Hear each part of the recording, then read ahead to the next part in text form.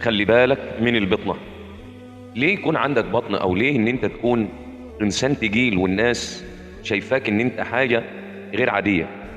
ليه ما نحافظش على لياقتنا البدنية؟ ليه ما تبقاش رياضي وجميل؟ المؤمن القوي خير من المؤمن الضعيف، او احسن من المؤمن الضعيف. يعني ايه؟ طب هل هو قوي في الدين ولا في البدن، في الجسد؟ قال لك في الاثنين. يعني يكون قوي في الدين، يكون قوي في البدن. مش عيب ولا حرام ان انا اكون راجل رياضي وراجل حلو، حتى عشان الزوجة او المتزوجين بي... الراجل لما بيبقى تجيل حبتين فبيبقى لا يعني شايفاه انه، فمش عيب ان انا اهتم بمنظري واهتم بجسمي. اخد ساعه، ممكن اقعد ساعه على النت، ممكن اقعد ساعه قدام. ايه المشكله ان انا جسمي يبقى حلو ورياضي وحاجه جميله مشرفه كده قدام اطفالي، لكن بيبقى منظري.